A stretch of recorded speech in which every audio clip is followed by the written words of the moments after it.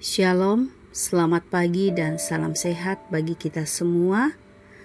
Pada pagi hari ini sebelum kita melakukan segala aktivitas kita, mari kita bersama bersekutu di dalam firman Tuhan dalam sorota kita pada pagi hari ini. Sebelum kita membaca firman Tuhan, mari kita satu dalam doa. Segala puji dan syukur kami naikkan kehadirat-Mu Bapa di surga. Terima kasih Tuhan untuk kasih dan penyertaan-Mu, bahkan pemeliharaan-Mu dalam kehidupan kami sepanjang malam yang sudah kami lalui. Dan pada pagi hari ini kami bersyukur kepada-Mu Tuhan, Engkau sudah membangunkan kami dengan tubuh yang penuh kekuatan kesehatan, bahkan napas kehidupan.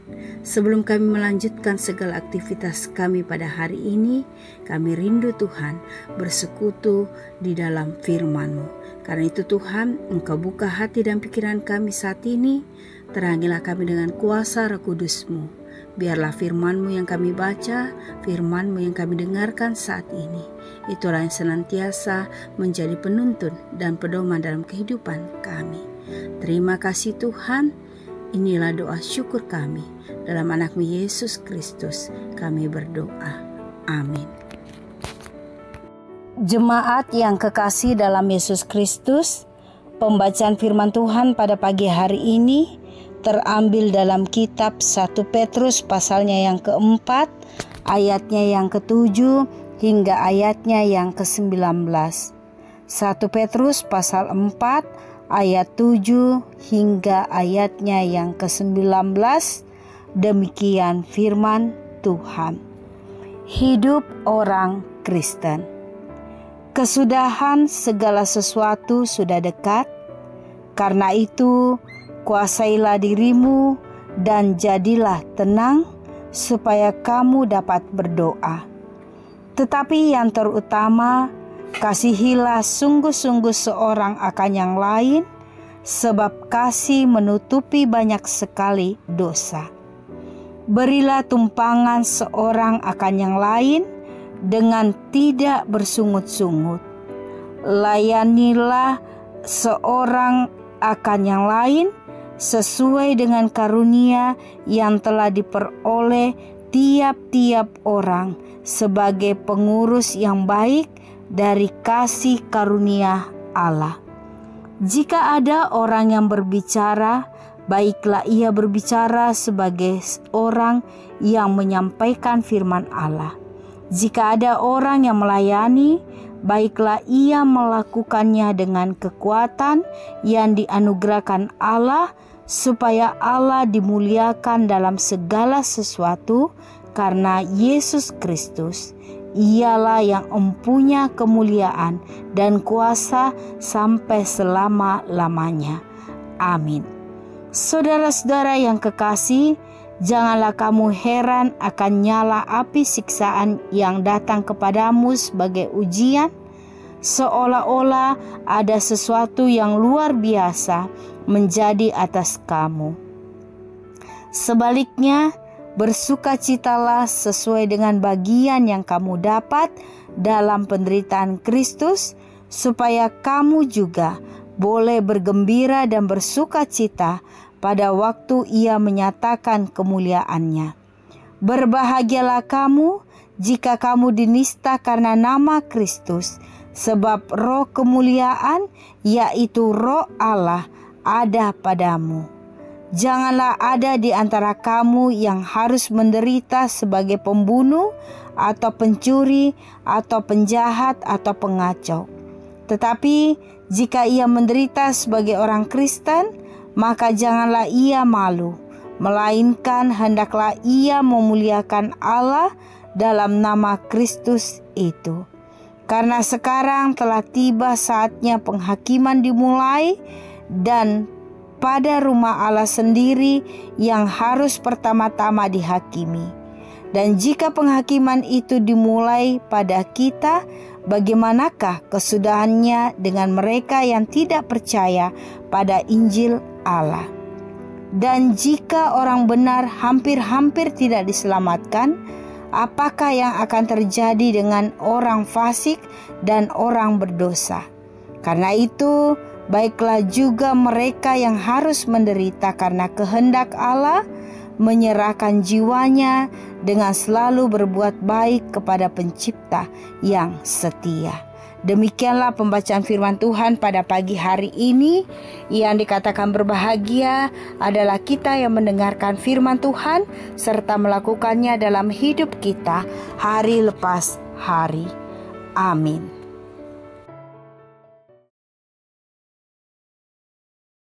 Jemaat yang kekasih dalam Yesus Kristus, tema firman Tuhan pada pagi hari ini adalah siap menderita. Siap menderita. Konteks pembacaan kita pada pagi hari ini adalah berbicara tentang kehidupan jemaat di Asia Kecil yang pada saat itu mengalami penderitaan karena mengikut Kristus. Domitianus adalah seorang kaisar yang saat itu memerintah supaya seluruh orang yang berada di bawah pemerintahannya wajib untuk menyembahnya. Mereka yang tidak tunduk pada perintah ini akan dihukum. Di samping itu, orang Kristen juga didiskriminasi oleh penduduk non-Kristen karena kesetiaan mereka mengikut Kristus. Penderitaan tersebut menjadi bahan olokan atau ejekan bagi mereka. Di tengah situasi inilah Rasul Petrus menguatkan iman mereka. Rasul Petrus menguatkan iman mereka bahwa sekalipun mereka mengalami penganiayaan, mengalami penderitaan karena Kristus, mereka mesti berbahagia karena penderitaan yang mereka alami itu akan berujung pada kemuliaan. Selanjutnya, Rasul Petrus juga memperingatkan mereka bahwa sekalipun perlakuan orang lain tidak baik kepada mereka, mereka harus tetap mengasihi dengan tulus. Sebab hal inilah yang akan membedakan kehidupan pengikut Kristus dari yang lainnya. Dengan tegas, Rasul Petrus meyakinkan mereka bahwa jangan heran dengan penderitaan yang mereka alami karena Kristus. Sebab itu memang akan terjadi bagi para pengikut Kristus. Kristus tidak pernah menjamin bahwa pengikutnya akan bebas dari penderitaan. Sebaliknya, ia menegaskan bahwa semua pengikutnya pasti akan menyangkal diri dan memikul salib. Penguatan yang disampaikan oleh Rasul Petrus saat itu juga relevan bagi kehidupan kita saat ini ketika kita menghadapi begitu banyak penderitaan. Kesadaran akan adanya penderitaan dapat membuat kita siap selalu sekaligus tidak kecewa ketika penderitaan itu kita alami dalam hidup ini. Kesadaran bahwa Allah menganugerahkan kita kekuatan untuk menghadapinya dan menyerahkan diri kepada Pencipta yang setia, itu juga sangat penting dalam hidup kita, khususnya dalam meneguhkan iman kita. Dan karena itu, biarlah firman Tuhan pada pagi hari ini senantiasa menguatkan kita semua, bahwa apapun yang terjadi dalam kehidupan kita, ketika begitu banyak penderitaan hadir, kita harus senantiasa kuat di dalam kehidupan ini untuk menghadapi penderitaan. Kiranya Roh Kudus senantiasa memberkati kita semua. Amin.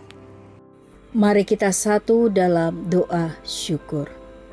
Terima kasih Tuhan untuk kasih dan penyertaan-Mu di dalam kehidupan kami. Terima kasih Tuhan untuk firman-Mu yang sudah kami baca, kami dengarkan bersama pada pagi hari ini. Biarlah firman-Mu itu Tuhan senantiasa menjadi pelita dalam kehidupan kami dan terang bagi setiap langkah kaki kami. Bapa di surga, saat ini Tuhan, kami mau menyerahkan seluruh kehidupan kami ke dalam tangan pengasihan-Mu. Engkau berkati kami sepanjang kehidupan kami hari ini. Berikan kami selalu kekuatan kesehatan, agar kami semua mampu untuk melakukan segala aktivitas, bahkan kegiatan kami sepanjang hari ini.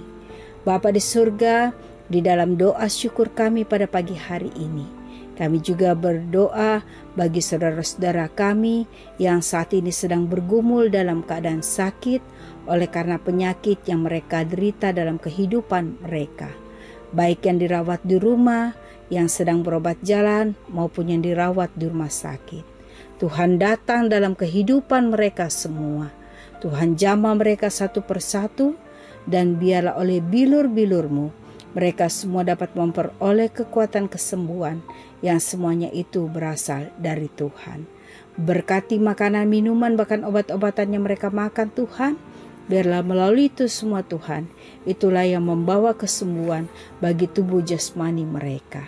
Kami juga berdoa bagi saudara-saudara kami yang saat ini bersuka cita karena Tuhan boleh tambahkan usia 1 tahun dalam kehidupan mereka. Biarlah dengan bertambahnya umur ini Tuhan, mereka senantiasa semakin bersyukur kepada Tuhan bahwa Tuhan sungguh baik dalam kehidupan mereka dan Tuhan selalu memberikan yang terbaik dalam kehidupan mereka setiap hari. Lengkapi sukacita mereka Tuhan, biarlah di tengah sukacita yang mereka alami karena pertambahan usia ini Tuhan, mereka semakin takut akan Tuhan dan mereka semakin mengandalkan Tuhan di dalam kehidupan mereka setiap hari. Bapa di surga, kami juga berdoa buat bangsa dan negara kami. Tuhan berkati para pemimpin bangsa kami. Biarlah mereka dapat memimpin bangsa dan negara kami seturut dengan kehendak-Mu dan takut akan Tuhan. Terima kasih Tuhan. Kami serahkan seluruh kehidupan kami hari ini. Ini doa syukur kami Tuhan. Dalam anak-Mu Yesus Kristus kami berdoa dan bersyukur kepada Bapa di surga. Amin.